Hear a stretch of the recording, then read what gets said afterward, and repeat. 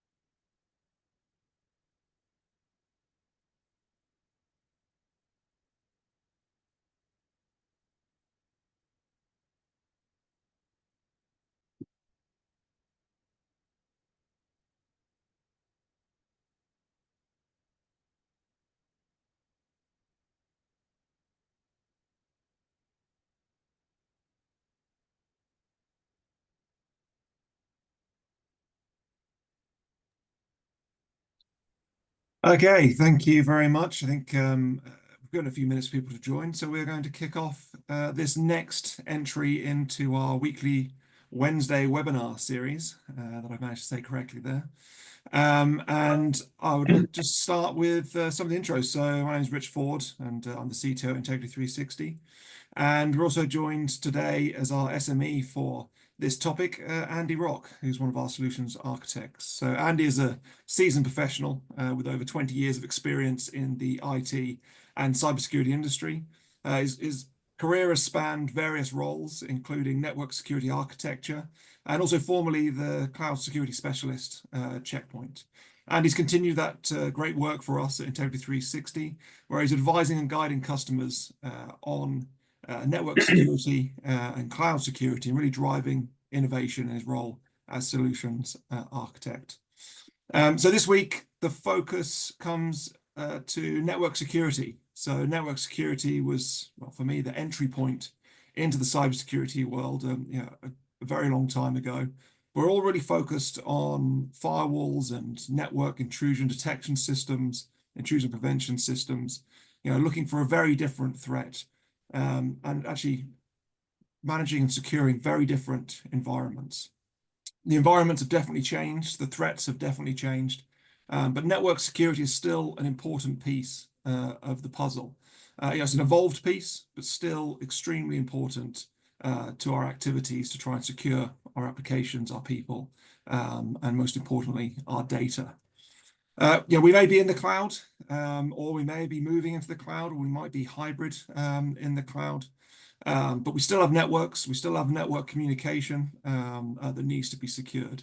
And it's an evolving role for network security that's moving to cloud, moving to visibility, but also important when it comes to operational technology and the Internet of Things. We see novel threats that network security is uniquely placed to detect and mitigate. And it's one of those few areas of cybersecurity that gives us that sort of unique end-to-end visibility of activity between our applications, between our hosts. So is the place to detect some of those sneakiest threats, and that's really part of our topic today, looking at how network detection and response. So enter stage left, NDR, network detection and response, being that key tool that is going to help us with those challenges. So without further ado, I will hand over to Andy Rock, who is our SME on this, and is going to guide us through and touch upon each of these topics. Before I do that, I'll just go through our agenda. If you want to move the slides on, please, Andy.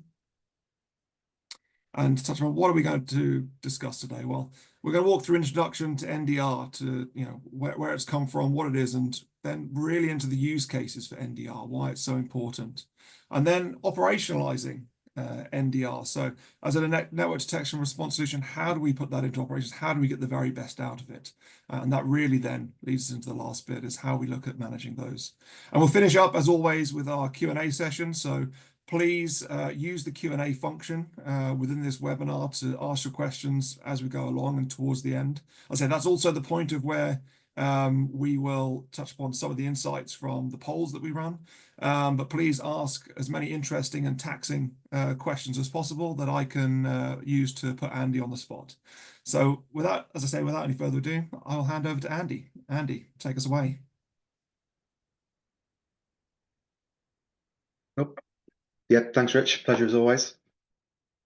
Hi, everyone. Yeah, Andy, I'm going to walk you through today's webinar on the NDR. So Rich has already gone through the agenda, so let's just dive straight into it, shall we? Let's get the next slide up. So I think it's always good to just start by defining what we mean by NDR. There are a few different definitions out there I've heard. Network detection and response. So we're looking at really taking into account what threats can we see across the network layer. Now that can be east-west traffic, it can be north-south traffic, it's all network traffic and what we can see from it. So generally, NDR precursor to it is obviously getting visibility of the network traffic. Now, traditionally, as I said, this would have been north-south network traffic. So this is all traffic coming in and out of firewall interfaces or layer 3 interfaces.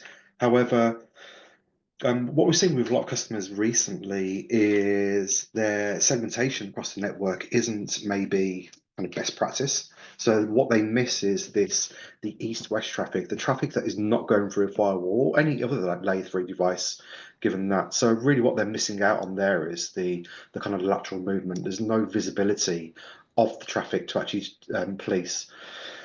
So NDR will sit there, it will look at all of the network traffic, the traffic back and forth. It will take into account packet size, it will take into account TCP window size, it will take into account the amount of data, the patterns of data, all fed in and all kind of bolstered by research from the NDR providers and data science. Now, I'm going to make an apology at the start. You're going to hear me mention AI quite a few times in this webinar. It's just the nature of NDR. It's one of its big strengths, but we'll get into that a little more later. So what are we looking for in an NDR platform? What detections are we looking for?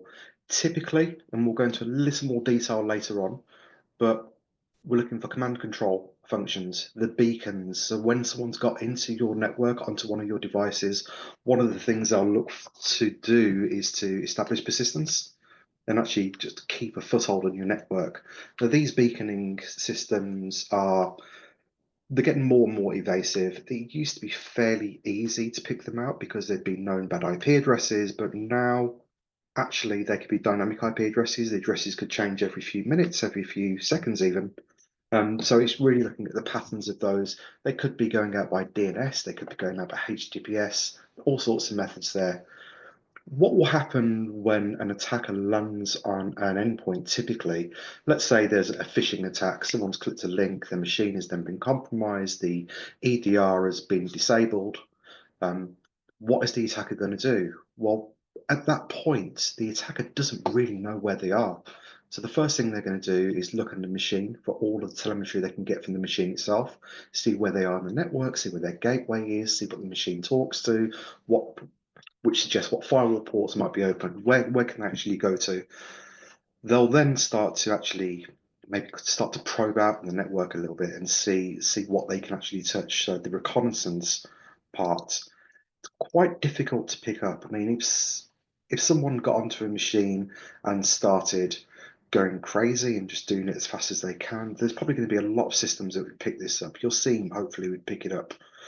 But attackers are clever nowadays, so they tend to slow these attacks down. It might be a ping every now and again, or a TCP session established every kind of couple of days just to test the waters. This type of reconnaissance is one of the key things that network detection and response will pick up, as well as eventually when the attacker's found the next viable target in the network, that lateral movement to get to where it needs to get to. They're always looking to get from the point of entry to whatever their end goal is, whether it be data exfiltration or kind of ransomware. This lateral movement is a key part of it and something that is bread and butter of an NDR detection. Hopefully, you will pick up all of these signals before we get to data exfiltration, because this is where things really get bad.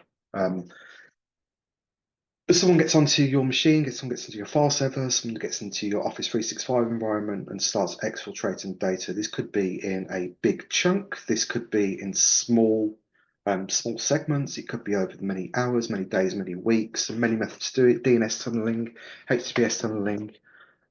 Again, NDR will pick up that from a behavioral detection.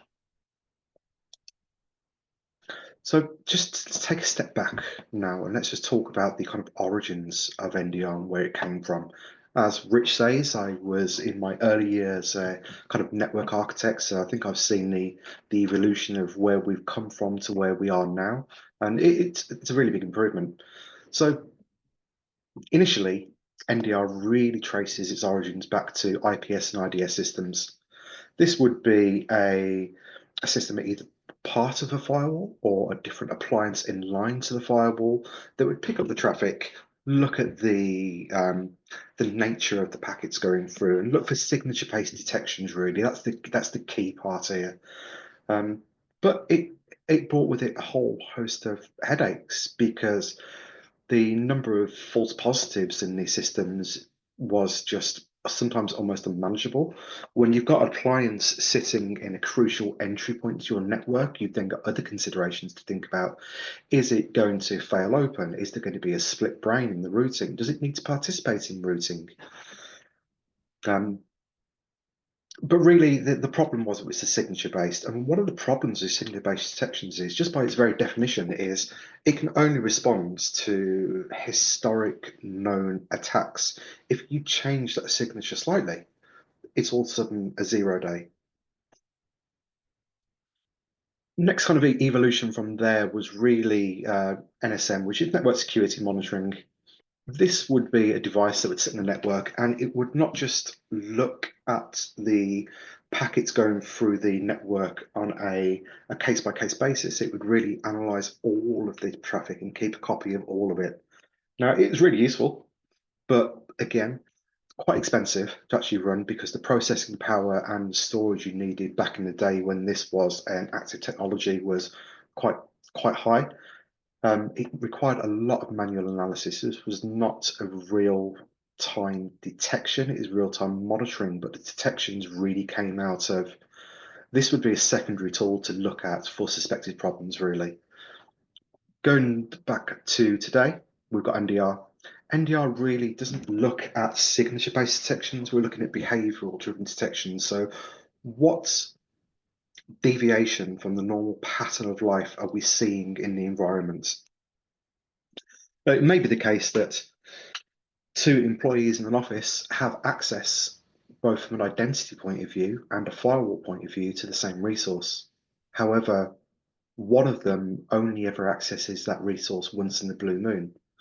Now, them starting to access it more often wouldn't probably trigger any traditional security detections, but NDR would pick that up because it's a deviation from the normal pattern of life.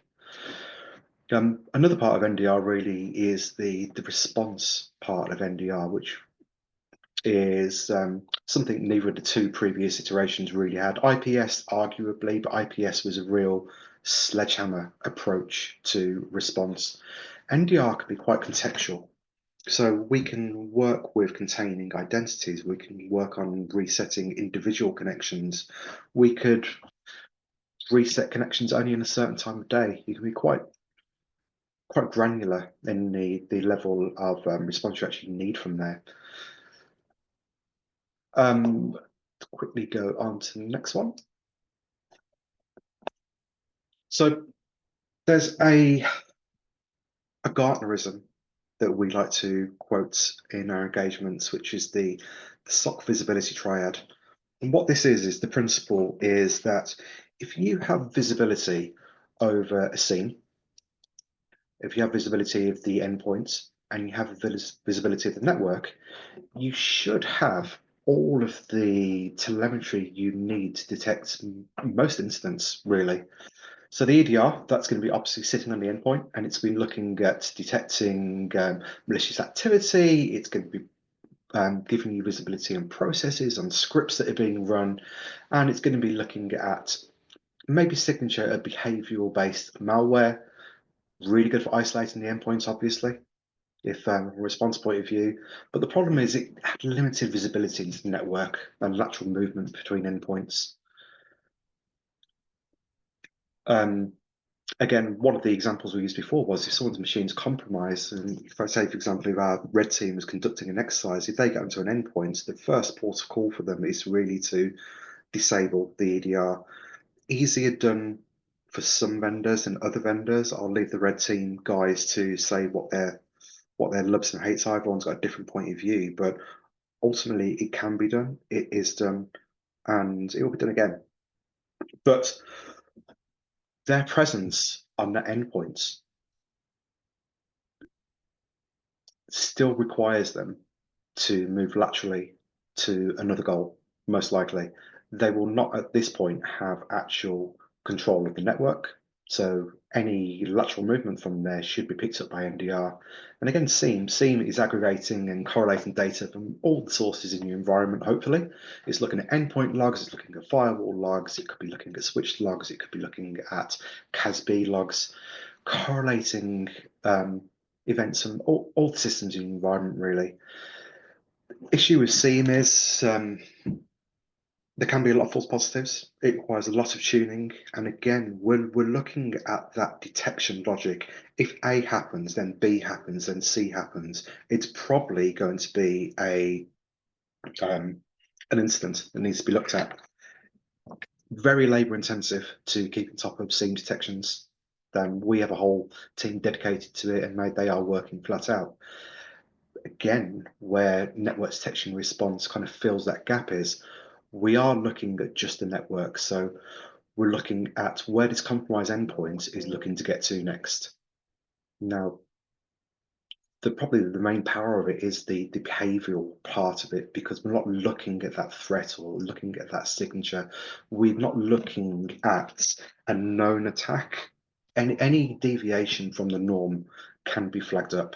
So again, command and control traffic, network-based threats. I mean, even threats hiding in encrypted traffic. There is a a misconception really of NDR, which was a weakness of IPS and IDS when they first came out, is that to get the full value out of those systems, you had to decrypt the traffic and then re-encrypt it. Now that is very process heavy, both from a compute point of view, but also the actual process of managing the certificates. It was very labor intensive.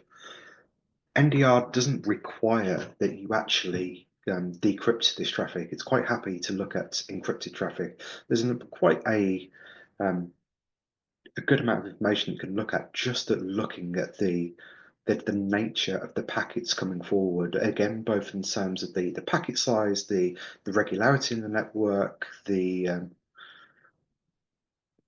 just the behavior of it really, detections. Quickly go on to the next slide. We tend to leverage the MITRE ATT&CK framework in all of our detection and response actions. The reason being it's a known format. We know what responses we need from what tactics, techniques, and procedures, and we also know um, where we are in the cyber kill chain when we're dealing with each of these threats. NDR is particularly good at these ones. We'll send a copy of these out. It's quite a text heavy slide. I think Rich has got quite a good story in relation to this for um, one of the recent red teams that Patrick and his guys did. Yeah, rather than be red team, more of incident response really, and some of the unique elements of the MITRE ATT&CK framework, and use the MITRE ATT&CK framework as a point of reference, but really one of those unique elements that a network detection and response solution or network security based solution that can cover. So one of the incidents our incident response team responded to was uniquely detected. Well, I'll go into the details of. I say go into the details. I'll very briefly cover it because we could probably spend 20 odd minutes just talking about this use case or this example alone. But to cut a long story short, we got contacted from a customer that had purchased meeting room screens to show whether they're available or not. And they'd ordered them from Amazon and they'd implemented them, connected them up to the network. One of the things that they didn't realize was that these meeting room screens that had come from an organization in China had a built-in backdoor and call home function that was exfiltrating data out of their environment, particularly as it was then connected into their exchange server to allow for the bookings communication, but set itself up a tunnel straight back to command and control. So, and actually, it was something that was implemented because even with a reset of the entire system, it still then behaved in exactly the same way, and that was uniquely detected by looking at the network activity. So, a great nod, and I'm sure you're going to touch upon this in the course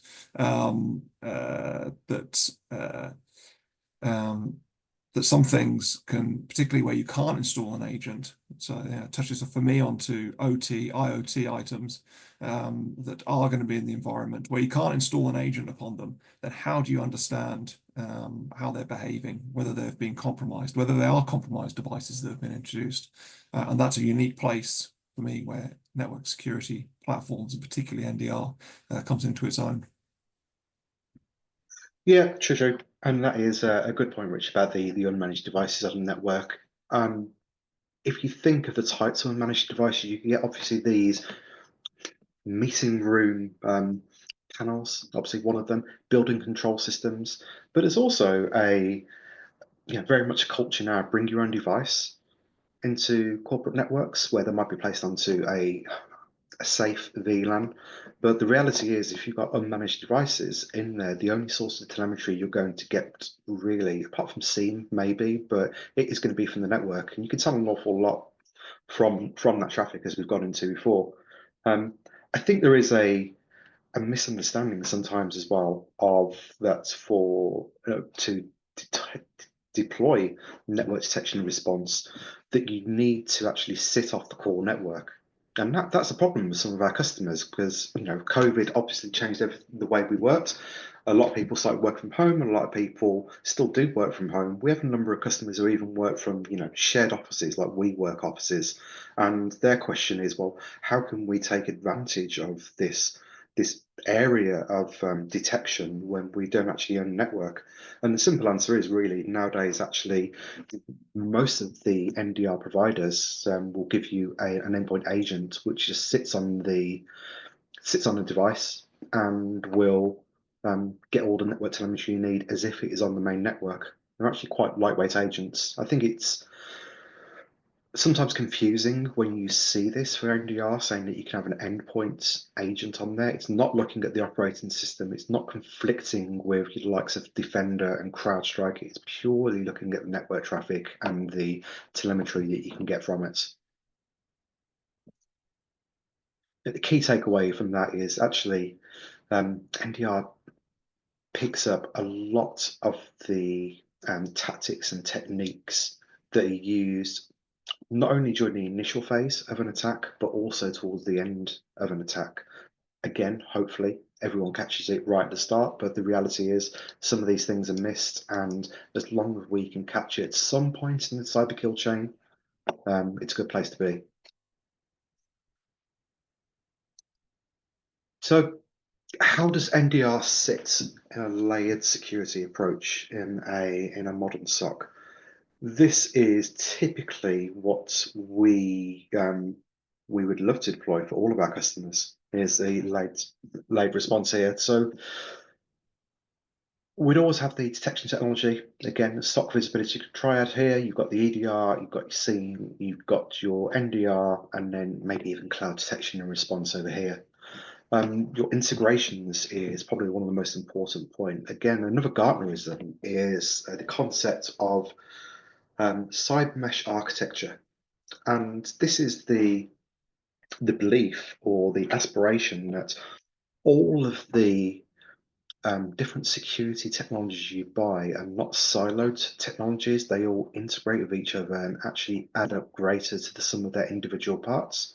So let's take, for example, Darktrace. Darktrace has got something in the region of, I believe, like 200 different integrations. Now, some of those integrations are actually taking information from, say, identity sources or firewalls or endpoints. Some of those integrations are just a taking telemetry, but from a point of view of investigation. So you have that single kind of timeline of events, what process started on the machine, which kicked off what network activity, which kicked off whichever file share download, for instance.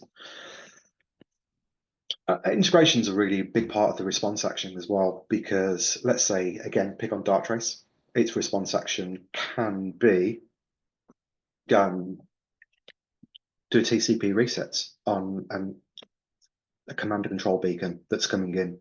Typically, it will integrate with the firewall to do this, and it will actually ask the firewall to reset both sides of the connection, and that can be instantaneous. So we do, have a process of when an incident comes in, an event happens, an alert is generated, an incident is created, and it'll go for triage, it'll go for level 1, level 2, level 3 SOC. Everyone aspires to make that as quick as possible, but the reality is sometimes that response time is not as quick as it could be. And this is where you can actually pick out your automated integrations, your automated response actions just to take the threat out. Um, the way we deploy most of our customers is we have all of these detection technologies actually coming into a SOAR. And the reason for that being is, again, just that single pane of glass, quite something we hear so often in the industry, single pane of glass. But from a SOAR platform, we can see all of the individual incidents that make up the attack or the incident. So if we imagine a fictitious case where someone has clicked a phishing link and then their machine's compromised, their machine goes off to a random file server, downloads a file, installs the file, and then creates a PDF on a SharePoint and emails out all of their workforce. we'd expect quite a few different detections to come in here, especially in the NDR and the kind of EDR, maybe in the identity piece. But to have all of those different events actually lined up to make it one instance just makes the analyst jobs an awful lot easier. I think actually now could be time for the second poll, Rich. Do you think?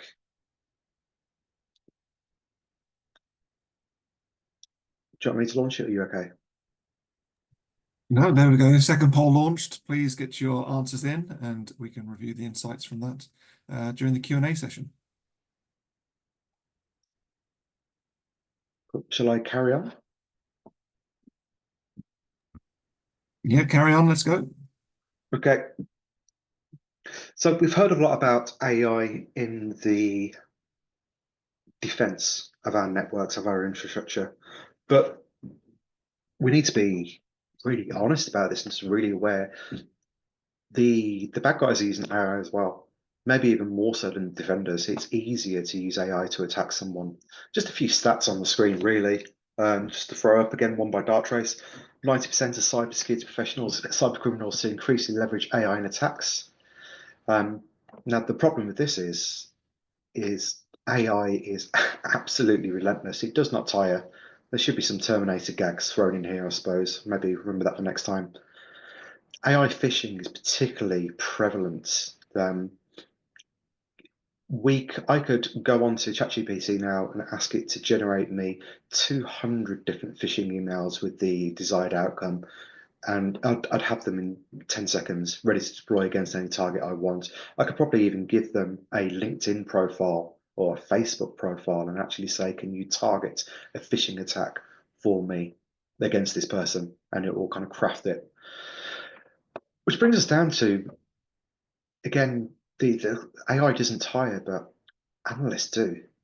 When you've got 2,000 alerts in front of you, it's hard to work down them, and it's easy for a defender and a SOC or an analyst to actually get to the mindset of wanting to close down alerts rather than actually deal with the alerts appropriately. Um, it's unfortunately becoming a bit of a cyber arms race when it comes to AI, but this is why we're relying so heavily on the principle of NDR with the um, breaches of the pattern of life models picking it up, because it will pick up those zeros days. We don't need to actually have the the known threat out in front of us to detect it.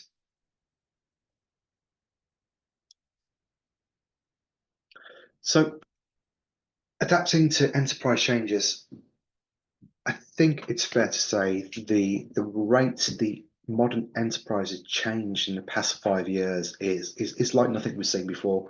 We've gone from thin client to thick client, back to just independent laptop, back to we've got cloud. I think 70% of enterprise applications are in some way, shape, or form SaaS based now. How do we police against it?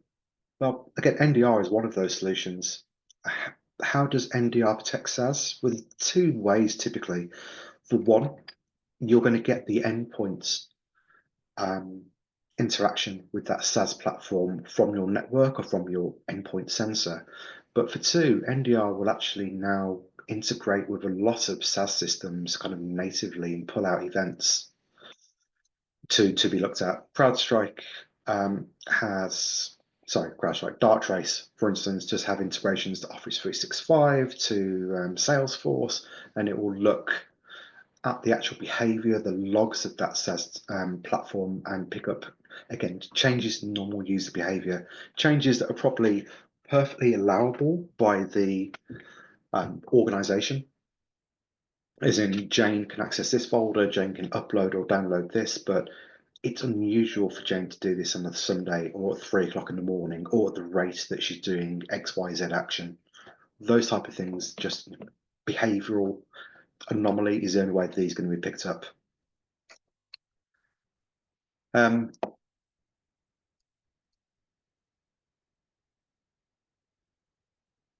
so for identity management, again, NDR can pick up the identity logs that are prevalent in all of our solutions. Everyone is or should be moving towards zero trust architecture now.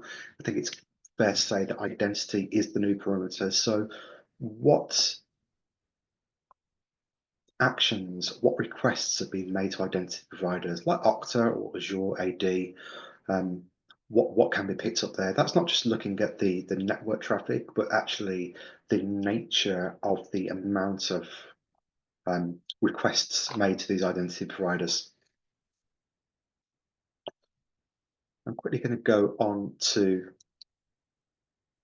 managing a modern day NDR platform. I'm going to kind of rattle through this because I am running out of time a little bit. I think if we want to get some decent Q&As in.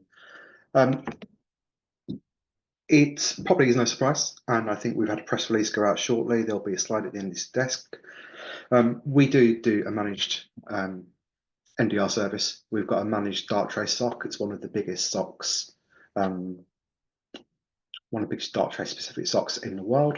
And this is really our level of maturity when it comes to onboarding a customer, because although NDRs have got a bad reputation, I think it's deserved really, of being quite noisy.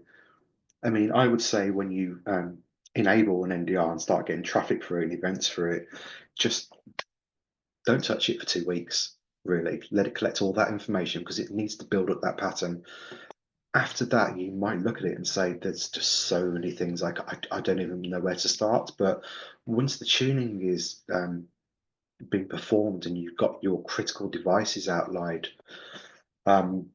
actually we tend to get, we have one of the customers we were talking to last week, they managed their own NDR platform for about 6 months before they came to us and asked us to look at it. And they were dealing with 15 to 20 major events a month. Because a major event breach is something that is absolutely critical. There might be 200 different model breaches that you can look at, but these 40 or so event breaches are something that raises the red flag straight away. Just looking at model optimization and tuning it and actually whitelisting some behavior brought that right down. And now they're looking at somewhere around maybe two to three every couple of months.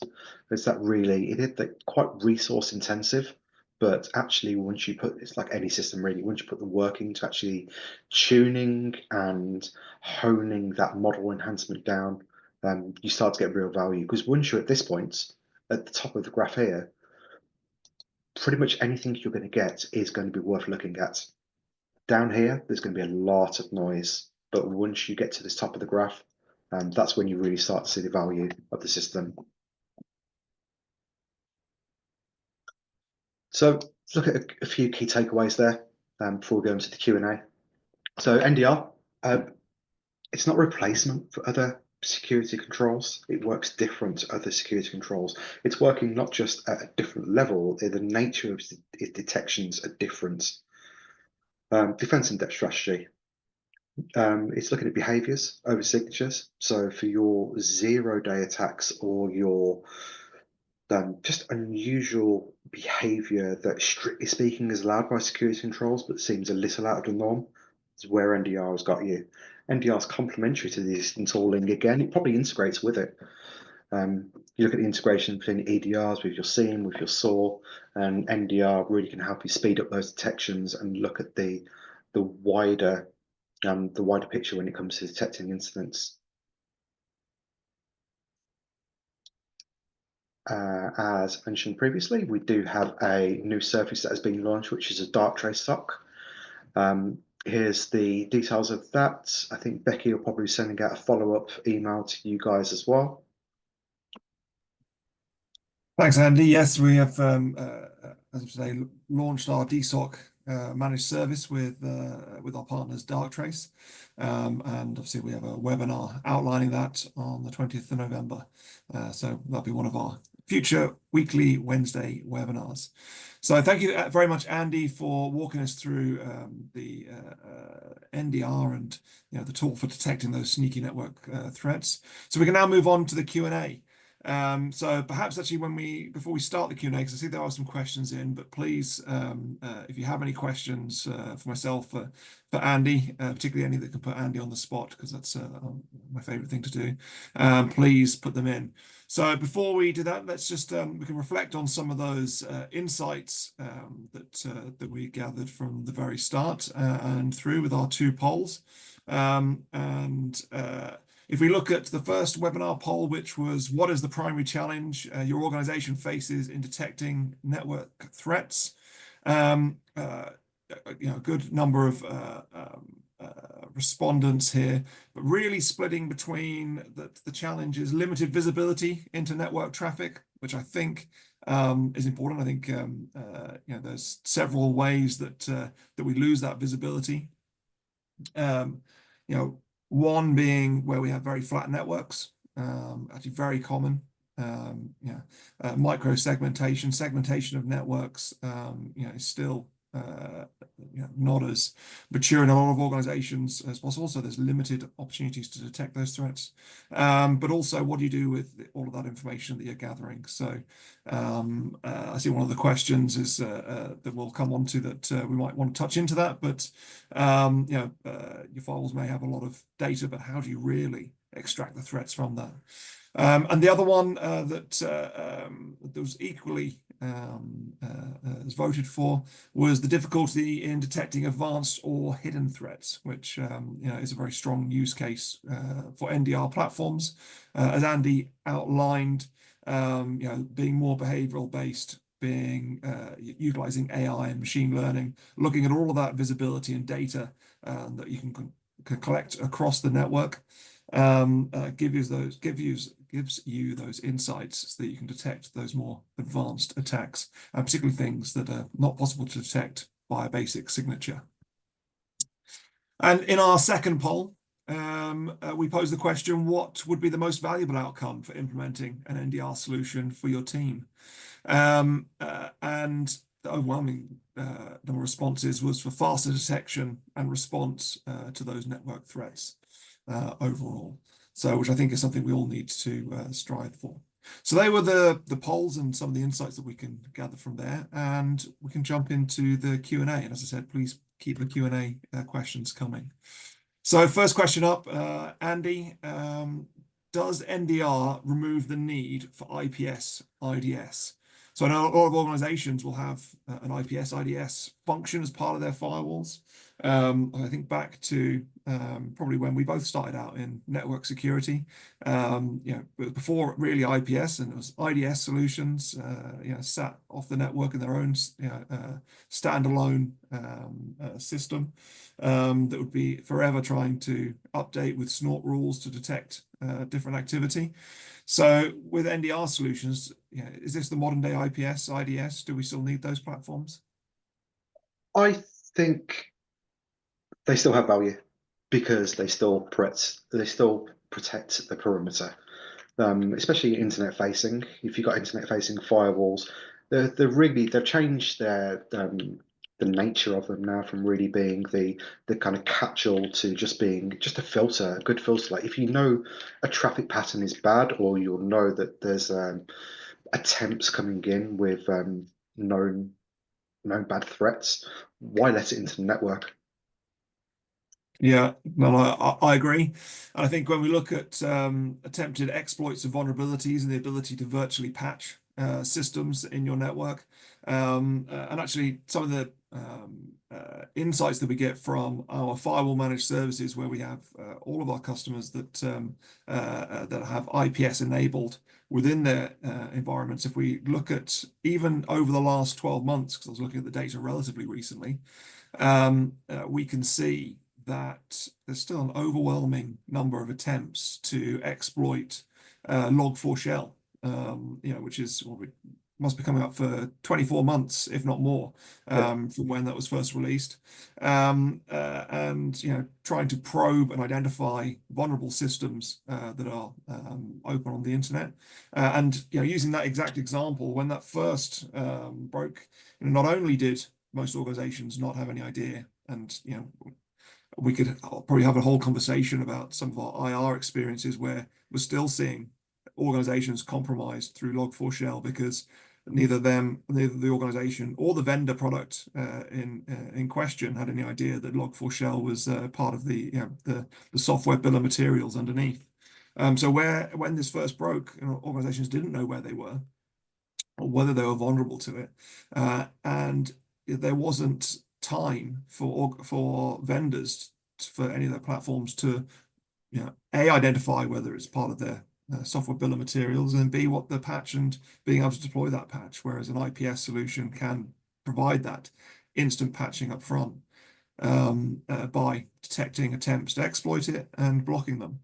But what it can't do, and where NDR comes into its own, is look at what's going on inside the internal network, covering the east to west traffic, and most importantly, behavioral-based identification of threats, which an IPS IDS is going to be looking at those more external attackers that are attempting to infiltrate, get initial access, whereas an NDR is covering not only those external threats that have got through the perimeter, that are actively laterally moving, that are trying to exfiltrate data and carry out activities they shouldn't, particularly if they've compromised a user account, so looking at that is not normal behavior. But it's also covering elements of insider threat as well, where people are attempting to exfiltrate data from systems that they do have access to. So a good question there. So I'll come on to another question, which I'd say is probably interrelated. But the question here is, are you not missing lots of info if you're not decrypting packets? So you talked about that NDR, and one of the weaknesses of an IPS IDS was the need to decrypt packets. And I completely agree, having been involved in that in the past, is how do you get the horsepower to decrypt everything on the fly? How do you get the certificates in place to enable that? And you're Well, actually I mean, forming a man in the middle. But especially in the I cloud. will say, sorry, but I will say you do have a lot of info inside those packets if you need it. You do, but I think especially with the advent of cloud networking now, when you had good old-fashioned data centers and you had tin that was doing the SSL decryption, you had specialized ASICs that would kind of facilitate that. If you translate that to the cost and the computing power it takes to do that on a virtual system or cloud-based system in software, it can be extortionate. I think the short answer is yes, you are missing some information, but actually if I spot my lovely wife walking out of my house back and forth with a suitcase, do I need to know what's in that suitcase to know that that's unusual behavior? I don't. Um, Visibility is great wherever you can get it, but there's always a cost benefit analysis of that. You can tell an amazing amount of um, you can be sure with a great amount of accuracy whether even encrypted traffic is behaving normally, whether it's a sign of malicious behavior without actually seeing the payload of the packets. Yeah, no, indeed. And yeah, we'll park that wife analogy right there, Andy. I think I won't revisit that. The next question is, and actually, I think it was quite relevant to one of the poll insights, which is how do you leverage NDR alongside a scene platform? So, I guess the integration is the question there. Yeah, And you could probably go further than that of how do you get the best out of all of them. And you could probably even extend that out to, I think it's a common question that I'm sure you field for a lot of customers, which is, do I still need a scene? But I'll let you answer those three parts to it that I've just added on there. the seam is a funny question. Everyone's got their own view of it. I personally think seams are probably on their way out, and I think it'll be probably unlikely that in 10 years' time everyone will have a seam. I think it's moving more towards an XDR approach for detections. I mean, the problem with seams that we've gone into before is they really rely on these correlation, these rules, and we, as you know, Rich, we spend an awful amount of kind of manpower and resource in creating rules to address gaps in the MITRE ATT&CK framework that could be present, and each different technology provider or solution provider has got their own log format, which has the right kind of information that we need to then put into data models, which can then be mapped against TTPs. Very resource heavy. I think it would depend upon the organization's existing infrastructure.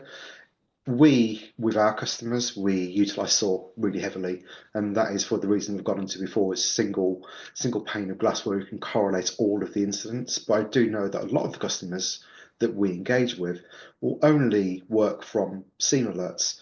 So in which case, then yes, it will integrate. You could either have API integration, or it could just be sending raw syslogs to the SIEM, and you just have to create an alert for um, model breaches or detections that you're particularly interested in, assign those relevant category or extract that category from the syslog, and then work with it there. So what's the second part of that question?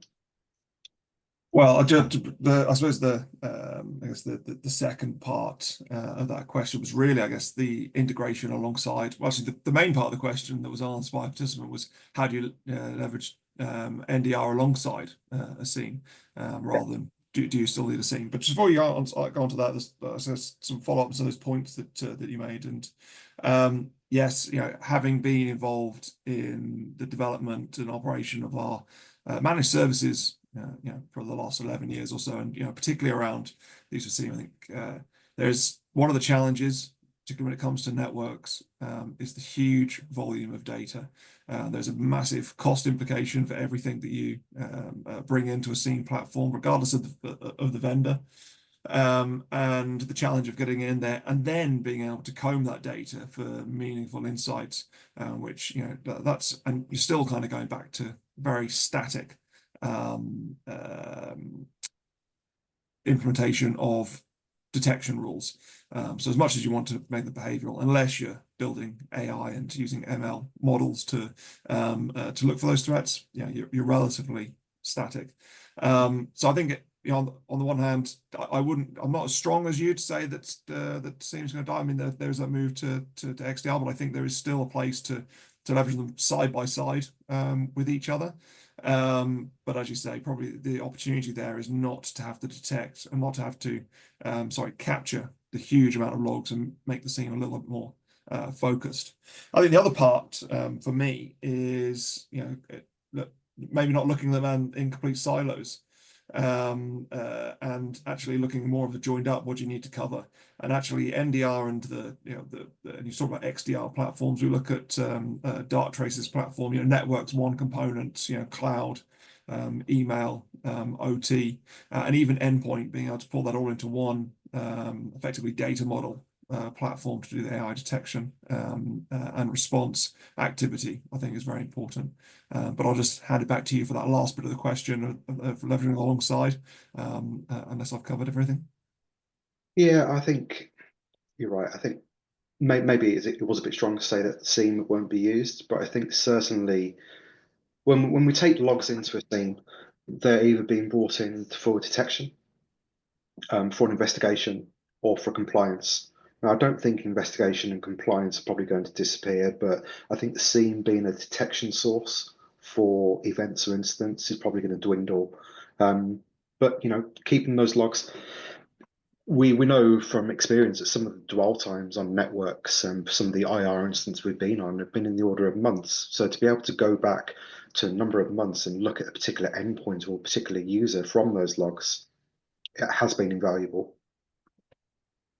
Yeah, which I've had the nudge that we are at time. There was another question, but as always, we will answer that question in the follow-up. So, Andy, thank you very much for joining us today and walking us through NDR. Thank you to everybody that has joined, and I look forward to seeing everybody again next Wednesday for our next weekly Wednesday webinar. Thank you very much. Thank you all.